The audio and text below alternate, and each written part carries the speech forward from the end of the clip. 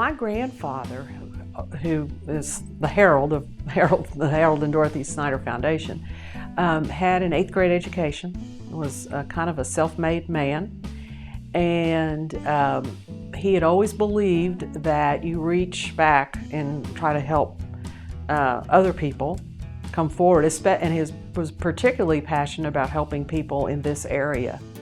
My parents were both born in Union County, New Jersey, and had strong, family connections, church connections there, and they could see that there was a lot that could be done. My father was very successful in his business, and he just wanted to give back and make an impact on the community. My mother died at a fairly early age, but my father lived quite a bit longer. And when he had set the foundation up, but it was not to become active until after his death. And the executors of his estate made a stab at running the foundation, but nothing very vigorous, and it was floundering. And in the mid-'80s, they asked Audrey and I if we would come on the board of directors, and that's how we became involved. And we felt that it really needed family involvement before it would become effective and really doing the type of things that my parents were interested in. Originally, we gave a lot of big gifts to hospitals, like $100,000 gifts for equipment, etc. And that was a really great contribution we were making to the community. But we've always given smaller contributions to other service organizations, and like a home for unwed mothers, like libraries, like a few churches, and then of course the scholarship help for the Snyder Scholars. Audrey encountered a very severe health problem. She fell victim of cancer and said to me that she wanted me to carry on for the family and serve as the executive director. And there were 2 major projects that we wanted to accomplish. One was at Muhlenberg, and that was the building of a school of nursing, which nursing was the occupation of Harold's first wife, Dorothy.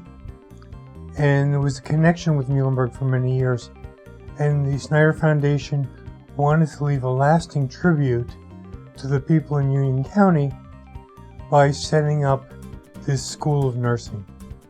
And in addition, on the west side of Union County, which was their area of focus, they wanted to provide some support for Old First Presbyterian Church. There were 2 dreams of mine: to have a new building for an educational environment that was positive, and a single-parent program. And Audrey called for my strategic plan, and she read it and met with me all day. And she said to me, "I'll give you $8 million to start." So we not only built the building, but we built a single-parent pod for children and students, and they still receive full scholarship for tuition and free room. The single-parent houses 5 mothers or fathers with their children. We have been filled ever since we opened in 2006. We have graduated very competent, happy individuals whose education was paid for, and the only thing that we ask for them is to pay back to their community with health care provision for the people that they serve. The raising of the steeple at Old First was a very special experience for me, because I saw the original steeple and roof of the church burn. It was a beautiful building. And our family has always been interested in history, all kinds of history, but local history especially. And so it was a hard thing to see this beautiful building being consumed. When Charlie Brackbill was here and envisioned that all this could really become something, this place was a mess. And when he reached out to the Snyder Foundation, and it was originally just for a few bucks here and there to patch things up and get things going. And finally, they said, all right, well, let's see what we can do with this, and let's see if we can bring these old bones back to life. The board of the Snyder Foundation are very caring people. And I can't go to them and ask them to support the work of Union County with meaningless projects. They look for projects that are going to have a great effect on individuals and on social groups in the county. They care about those programs. They care about those young people.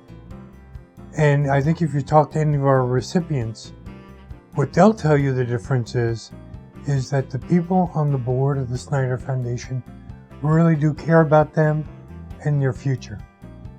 So for me, I don't work for an organization that provides philanthropic support.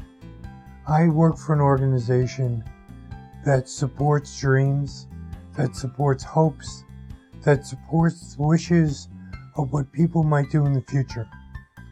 They're very incredibly giving people, and it's not the kind of giving that is a check being written. It's the kind of giving that's, I care about you, I care about your dreams, I care about your future.